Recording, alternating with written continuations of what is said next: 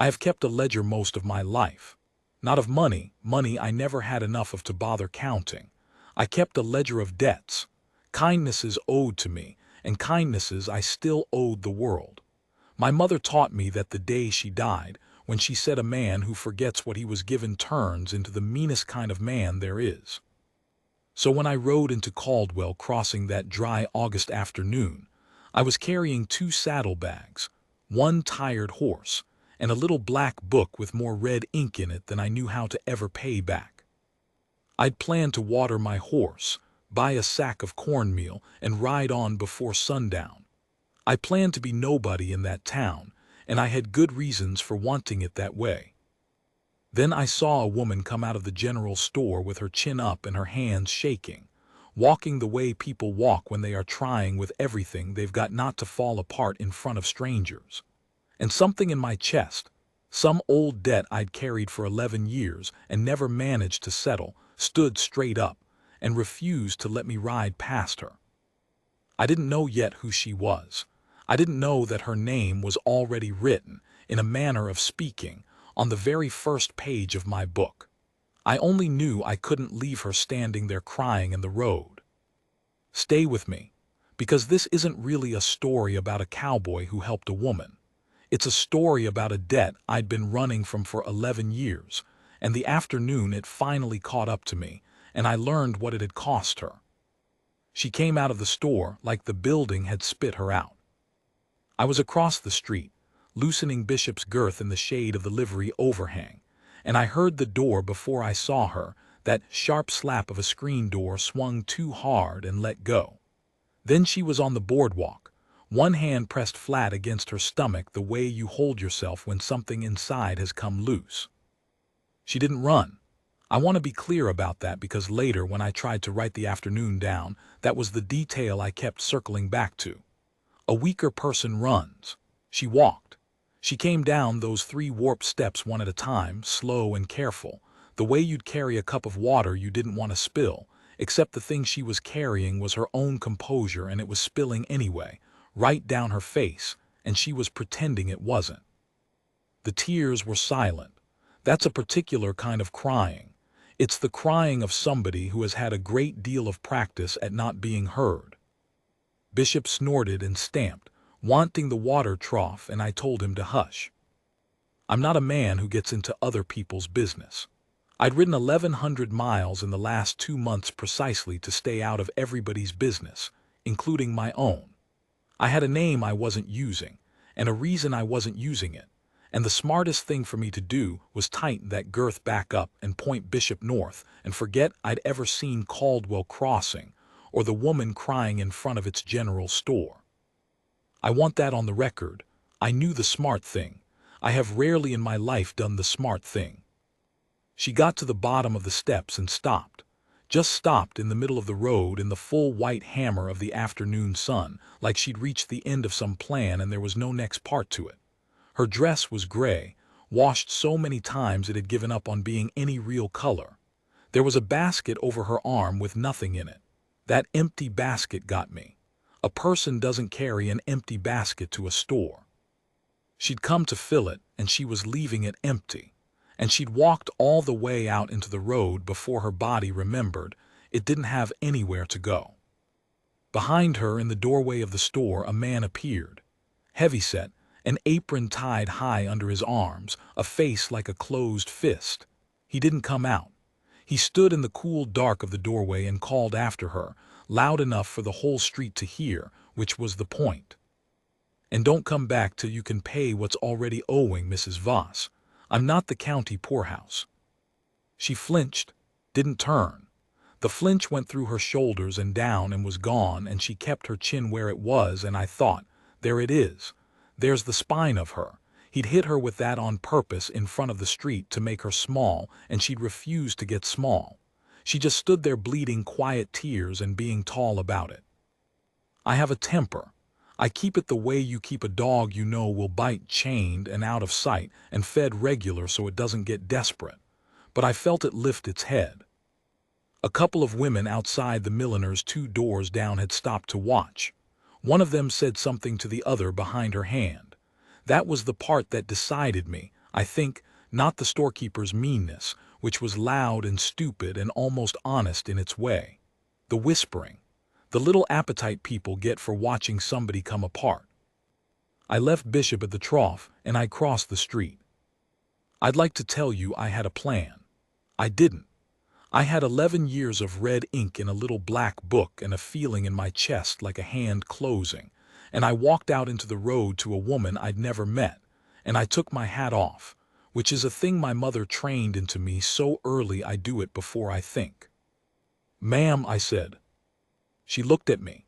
Her eyes were the gray-green of creek water under cloud, and they were furious, and they were terrified, and she was working so hard to keep both of those things off her face that she had room for nothing else. So what she gave me was a flat, exhausted stare. Up close she was younger than the gray dress made her, late 20s maybe, with a fan of fine lines at the corners of her eyes that came from squinting into sun, from worry, from going without. There was a smear of flour on her wrist. She'd been baking that morning, before whatever she'd come to town for went wrong. "I don't need help," she said. "No, ma'am," I agreed. "I don't expect you do." That seemed to confuse her. She'd braced for pity, I think, or for a man being a man, and I'd given her neither. So for a second the fury went out of her and just the tiredness was left, and her chin dropped a quarter-inch, and I saw how close to the edge she really was. "Then what do you want?" she said. Not even a question. She didn't have the energy left to put a question mark on it. What did I want? Good Lord. Standing in that road I could not have told you. I wanted to undo the last 5 minutes for her. I wanted to walk into that store and take the storekeeper's apron strings but that's the dog, and I keep the dog chained. "I want to buy a sack of cornmeal," I said, "and I find I don't rightly know which of these establishments to give my money to. You seem like somebody who'd know the lay of the place. I'd be obliged for the steer." It was a stupid thing to say. It was the only thing I could think of that asked her for something instead of offering her something.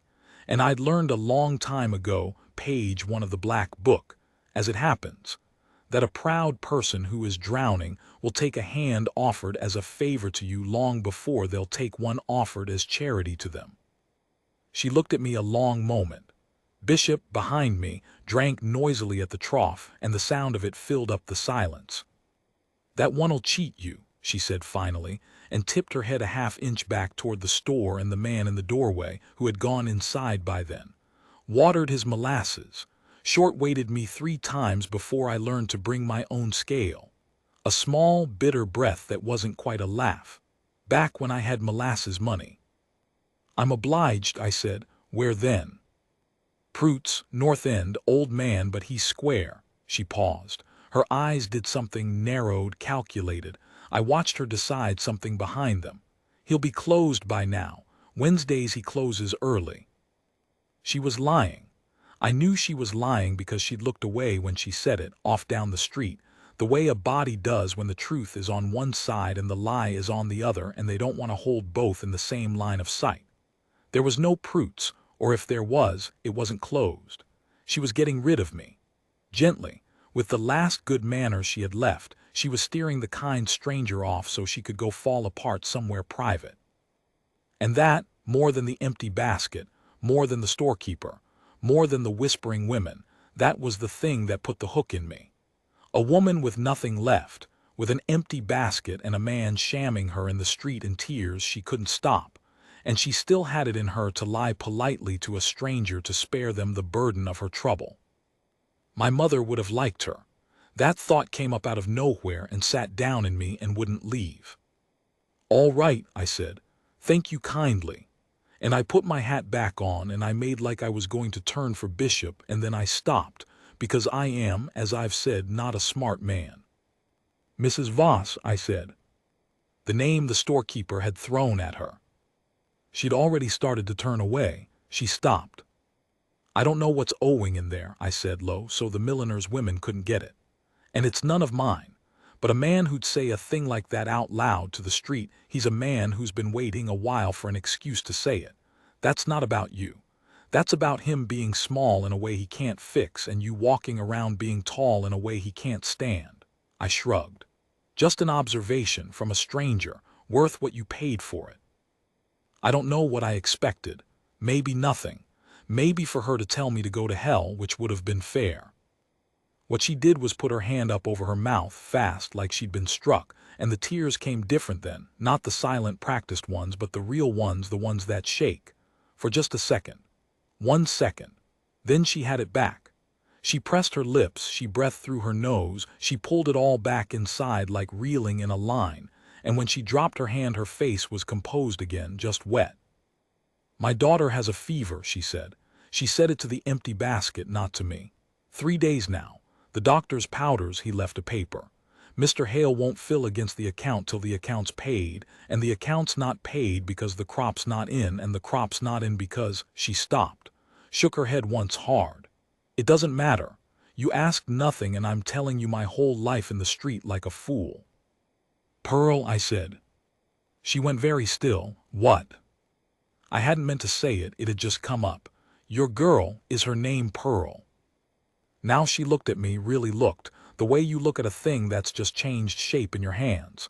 "How," she said, "would you know that?" And here is where I have to stop and tell you the thing I should have told you at the start. Except I didn't tell it to her either. Not for 2 more days. And the not telling cost us both more than I like to put down on paper. I knew the name Pearl because it was written on the first page of my black book.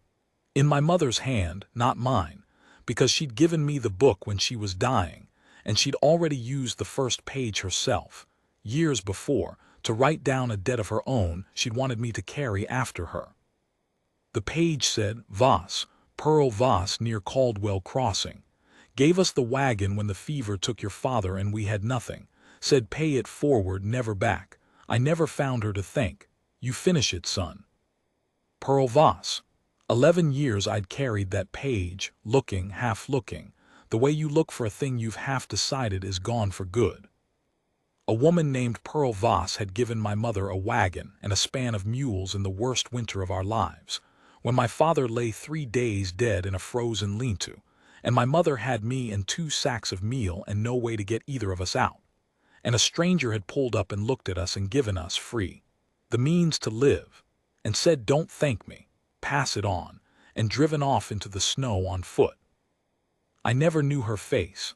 My mother had described her 100 times, tall, gray-green eyes, a flour smear she never could seem to keep off her wrists because she baked for the whole road.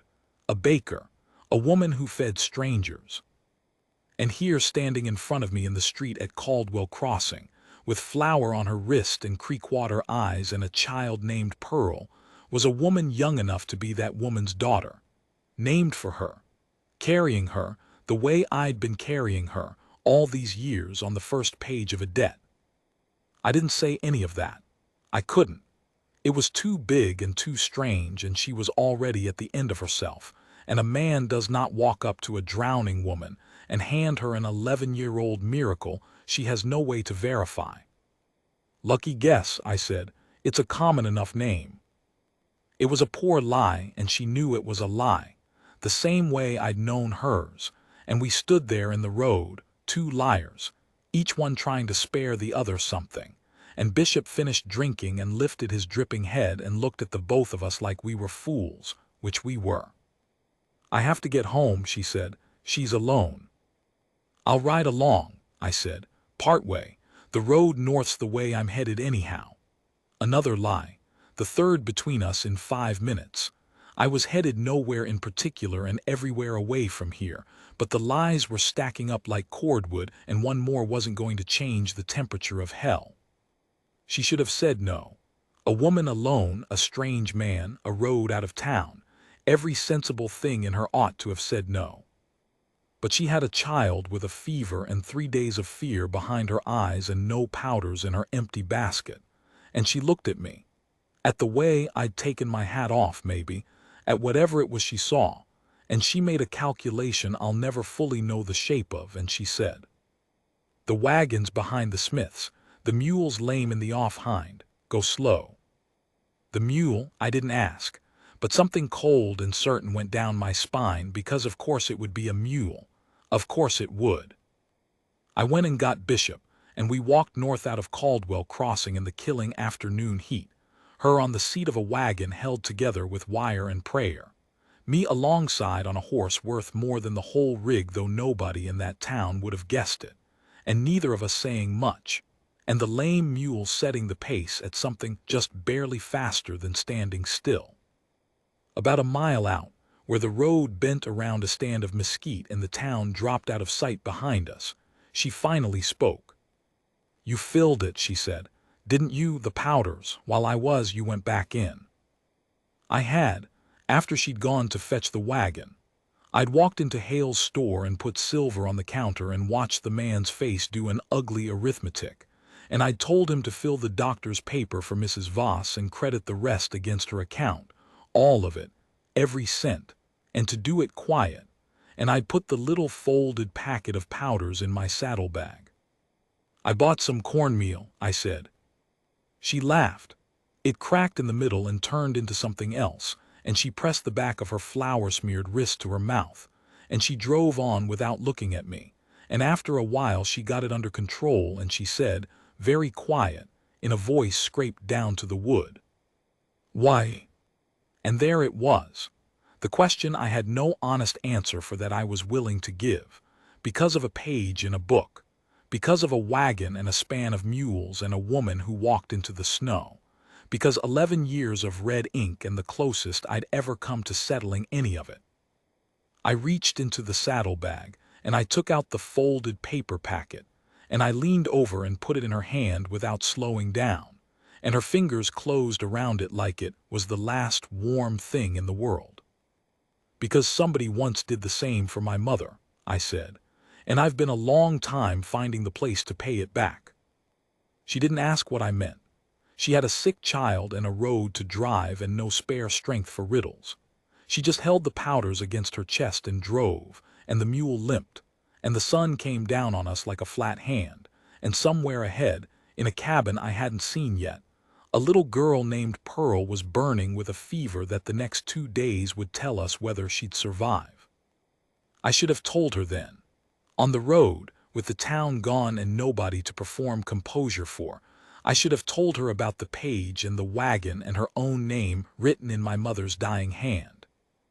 I didn't, and I've gone over the reasons 100 times since, and the truest one is the smallest and the worst. I was afraid that if I told her the whole of it, she'd understand that I owed her, and a woman that proud would never again take a single thing from a man who owed her. And I wanted, God help me, I wanted to keep helping her, past the debt, past the page. I wanted, for once in my chained-up careful life, to give something that wasn't a payment. So I rode beside her in the heat and I said nothing, and I let her believe I was a kind stranger passing through, and I told myself I'd find the right moment. The right moment, as it turned out, was already gone. It had been gone for 11 years, and the wrong moment was coming up the road toward us faster than that lame mule could ever have carried us away from it.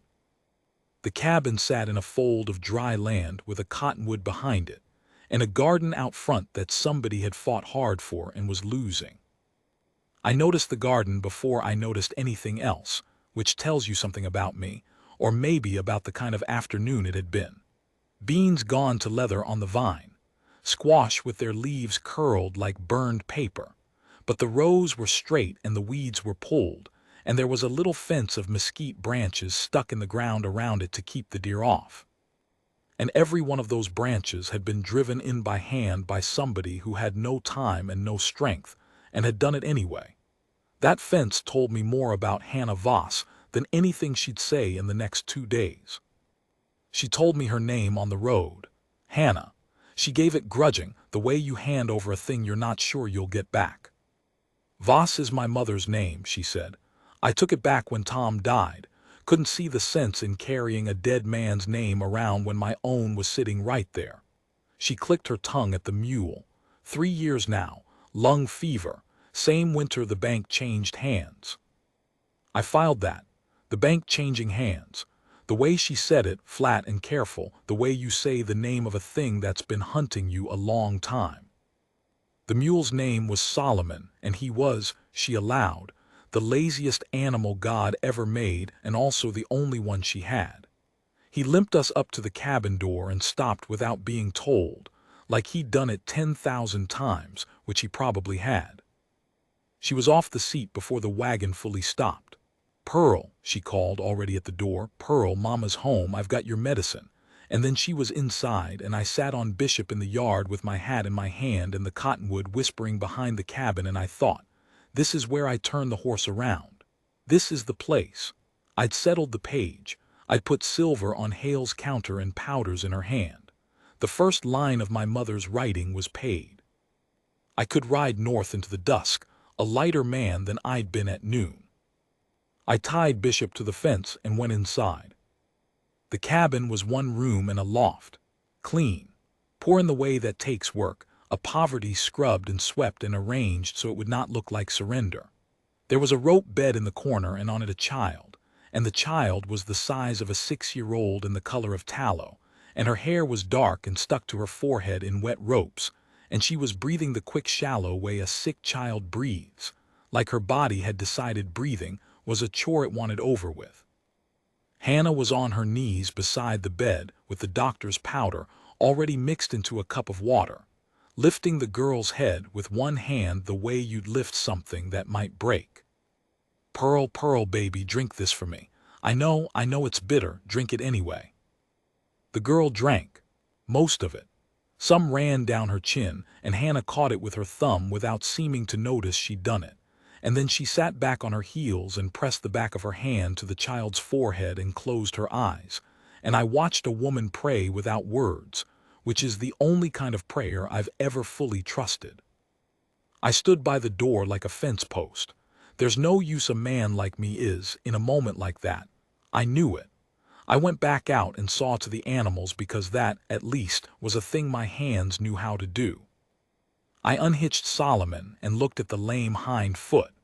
Stone bruise, old and neglected, the kind that comes from a beast worked when it should have been rested because there was nobody else to do the work.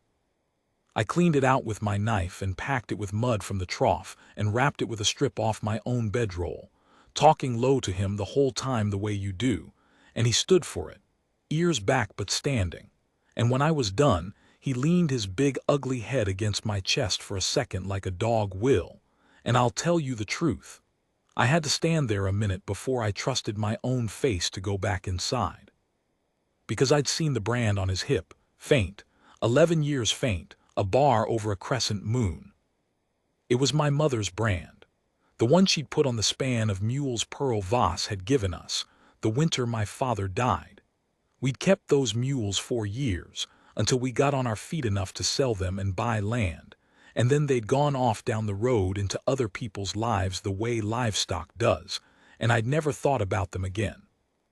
And here was one of them, old now, gray around the muzzle, lame and lazy, and the only thing standing between Hannah Voss and ruin. And somewhere across 30 years and 100 miles, the wagon and span that one Pearl Voss gave my mother had wandered back around to her own granddaughter's barn lot. Half of it, anyway. One old mule with my mother's brand under the dirt. I stood in that yard and I laughed once, with no sound in it, the way Hannah had laughed on the road. The world is a stranger thing than men who keep ledgers want to believe. You write a debt down and you think you'll pay it in a straight line, silver across a counter, and instead it bends around behind you in the dark and comes up where you started. I didn't tell her about the brand either, add it to the account. The fever broke a little after midnight and came back worse before dawn. I know because I was there. I'd meant to sleep in the barn, I'd said as much, and Hannah had been too tired to argue propriety, but the girl took a bad turn around 10, her breath going to that wet rattle that puts ice in a parent's spine, and Hannah's face when she came to the barn door to fetch more wood told me everything, so I came in and built up the fire and I stayed. We didn't talk much. There's not much to say across a sick child. I kept the fire and I kept the water heating, and twice I went out for more wood, and Hannah sat by the bed with a cloth, wetting it, wringing it, laying it across the small burning forehead, over and over, hour after hour, with a patience that wasn't patience at all but its opposite. A terror held so still it looked like calm. Around 2 she started talking. Not to me exactly. To the fire, to the dark, to the long night that wouldn't end. "They'll come Friday," she said. "Dent's man with the paper." She wrung the cloth. $110 in the back interest. Might as well be the moon. Wrung it again. "I had it, most of it. I had it in the calves, and the calves got the blackleg in April, and I lost the lot in a week." A small, terrible silence. "I buried 11 calves in April, and I thought, all right, that's the worst, that's the bottom, you can build back up from a bottom. And then Pearl took the fever." "Who's Dent?" I said. "Amos Dent." She said the name the way you'd name a snake you'd already been bit by. "Bought up the bank's bad paper for pennies. Owns half the valley now, and he's patient about the other half. He's been to see me twice." She didn't look at me. "Says a widow with a child oughtn't to be out here alone. Says he could fix the paper, make it disappear if I'd be reasonable about things." She wrung the cloth so hard her knuckles went white. "He's got a wife in Caldwell Crossing. Wants me anyway." "As what? I don't rightly know, and I don't want to." He says reasonable, like it's a kindness he's doing me. The dog lifted its head at me again. I kept it down. "And Friday," I said. "Friday the note comes due and I can't pay it, and then it's whatever Dent wants it to be." For the first time her voice shook all the way through. "I could stand losing the land. I keep telling myself I could stand it, but there's no place for us to go that he doesn't own a piece of, and a woman alone with a sick child and no land, that's a woman a man like Dent can be patient with forever." She put the cloth down. She put both hands over her face. She didn't make a sound. The fire popped. The child breathed her quick, shallow breaths. "I'm so tired," Hannah said into her hands, very quietly, like a confession. "I'm so tired of being tall about it." And there it was, the thing I'd seen in the street, the cost of it named. I want to tell you I had wisdom for her. I didn't. I had $110 in my saddlebag, and considerably more besides, sewn into the lining where men who travel under names that aren't theirs learn to keep things. I had enough to pay Amos Dent and his back interest twice over, and never feel the lighter for it. And I sat there in the firelight with a sick child between us, and I did not say so. And I'll tell you exactly why. Because it's the ugliest true thing in this whole story, and I promised myself when I started writing it down that I'd put the ugly true things in. I didn't tell her because if I paid the note, it was over. I'd be a man who'd ridden through, paid a debt I never explained, and ridden on. A stranger with money. And she would have taken it the way she took the powders, as a thing owed to some stranger's dead mother. A transaction, kindness repaid. And she'd have thanked me with that flat, proud face and steered me gently back onto the north road. And I'd never have learned whether the thing starting up in my chest in that street had anywhere to go. I wanted to stay. That was the whole of it. I'd been running for 2 months from a name and a reputation and a fight that wasn't finished. And for the first time since I'd lit out, I'd found a place I wanted to stop running. And it had a sick child in it, and a failing garden, and a woman too proud to take what she needed. And some low, selfish animal part of me knew that the longer her trouble lasted, the longer I had a reason to be in it. That's not a noble thought. I'm not a noble man. My mother knew it. It's why she gave me the book and not my brother. "You finish it, son," because she knew I needed a debt chaining me to decency the way you need a fence to keep cattle out of bog. So I said the small true thing, instead of the large true one. "You don't have to be tall in here," I said. "Nobody's watching but me, and I don't count." She took her hands down from her face and looked at me across the firelight and the burning child, and something in her, some last latch, gave way, and she cried. Not the silent street tears, the other kind. She cried the way you cry when you finally let somebody see it. And I came around the fire and I didn't touch her because I didn't have the right. I just sat down on the floor near her with my back against the bed frame so she wasn't crying alone in the dark. And we stayed like that, the two of us and the fire and the sick child, until the gray came up in the window and the fever broke for the second time and held. It held. Around 6 the girl Pearl opened her eyes, actual eyes, focused, hers, and looked at her mother and said in a small cross voice, "I'm hungry." And Hannah made a sound that was a laugh and a sob and a prayer all braided together. And I went outside into the cold, clean dawn and stood by the fence with Bishop, and let the two of them have it to themselves, because a man like me has no business in the center of a thing that holy. The sun came up over the dry hills. The cottonwood turned silver and then gold. Inside, I could hear the small, ordinary miracle of a child complaining about porridge. I thought, Friday. I have until Friday to figure out how to save her without saving her in a way that ends it. I was a fool. I was thinking about my own heart when there was a clock running on her whole life, and I let 2 of my 5 days bleed away into porridge and chores, and the small sweet poison of being needed, because I could not bear to do the thing that would set her free of me. Pearl took to me by Thursday. Children are like horses. They know before you do whether a man's safe, and once they decide all at once. She was up and pale and shaky by Wednesday afternoon, wrapped in a quilt on the porch, and she watched me mend the corral rail and the garden fence and reshoe Solomon with a kit I found rusting in the barn, and somewhere in there she decided I belonged. And after that she followed me around with the grave, bossy attention of a recovering 6-year-old who has decided you are her project. She told me things. Children tell you everything. She told me her mother cried at night sometimes and thought Pearl was asleep, but Pearl wasn't always asleep. She told me a man with a gray horse had come twice, and her mother always sent Pearl to the loft, and her mother's voice got small and hard like a stone when the man was there. She told me her papa was in the ground by the cottonwood, and that's why the cottonwood was the most important tree and you weren't to climb it. She told me her grandma, the first Pearl, I'm the second Pearl, used to bake bread for everybody on the road, even strangers, even people who couldn't pay. And her mama said that's why God let them keep the land so long, because grandma fed strangers, and that's a thing God keeps account of. I had to go check on Bishop after that one. I stood with my forehead against the saddle a while. That's a thing God keeps account of. The child didn't know she was reading me my own mother's funeral.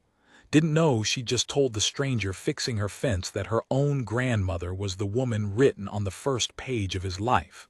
The first Pearl. The one who walked into the snow. I came that close to telling Hannah Thursday evening. We were on the porch after the girl was asleep, and the valley had gone blue and cool, and Hannah had a way of going quiet at dusk that I'd come to wait for all day without admitting it to myself.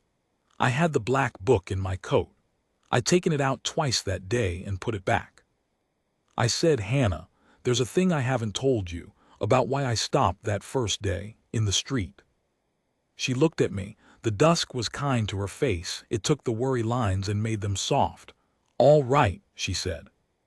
And I opened my mouth to say it, the page, my mother, the snow, the wagon, the mule with the bar end crescent under the dirt of his hip, the whole strange circle of it, and a dog started barking down the road. Solomon answered from the barn, that ugly mule bray. Bishop's head came up at the fence, and down the long blue road from Caldwell Crossing in the last light came 2 riders at a walk, taking their time, the way men ride when they're sure of their welcome or sure you can't stop them, and the lead horse was gray. Hannah went the color of the dead. She stood up out of the chair so fast it tipped over behind her. Get in the loft, she said, not to me. There was no child to send to the loft now. She caught herself. She looked at me and the proud flat mask came down over her face like a door closing and 3 days of letting me see her sealed up in a single breath. You should go, she said. Out the back, take your horse. This isn't, you don't want to be in the middle of this. Please, go. It's Thursday, I said. You said Friday. He moves the date when it suits him, she said, and her voice was the small hard stone Pearl had told me about. That's the whole point of being Amos Dent. The dates are whatever he says they are. She was already moving, already squaring herself, already going tall. Please, go. I can't have you seeing this. I can't have one person in this valley remember me as something other than what he's about to make me. The riders were 200 yards out.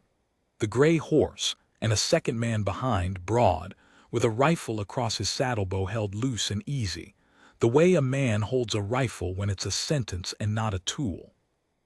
I should tell you what I did. But I find I want you to understand the shape of the choice first, the way it stood in front of me on that porch. I could go out the back into the cottonwood dark, and from there north, and Hannah Voss would face Amos Dent the way she'd faced Hale in the street, tall and alone and ruined, and she'd lose, because that's how it goes when the dates are whatever the rich man says they are. And I'd carry that the rest of my life on a new page in the book, in red, Hannah, Caldwell Crossing. You watched and you ran, and no amount of payment forward would ever take that line off the ledger. Or I could stay. And to stay meant they'd see my face. And there were men in this part of the country who would pay a great deal of money to know that the man whose name I wasn't using was sitting on a widow's porch in this particular valley. To stay was to stop running fully, for good, with the gray horse 200 yards out, to set down the name I'd been carrying like a held breath and let it be seen. She was looking at me, begging me with her eyes to go, to spare her the witness, and behind that, under it, so deep she didn't know it was showing, she was begging me to stay, both at once. The way she'd been furious and terrified at once in the street. The way people are. I bent down. I picked up her tipped-over chair and set it on its feet, slow, taking my time about it. The way you do a thing to show you're not in a hurry and not afraid. "Sit down, Hannah," I said. "You've been tall a long time, let me be tall a minute." And I stepped down off the porch into the yard, hat in my hand, to wait for Amos Dent in the last of the light. And as I did it I heard her draw a breath behind me, a sharp surprised breath, because she'd just seen the thing on my hip that I'd kept covered under my coat for 2 months and 3 days, the thing that went with the name I wasn't using, and she knew then, the way you know all at once, exactly what kind of stranger she'd brought home from the street.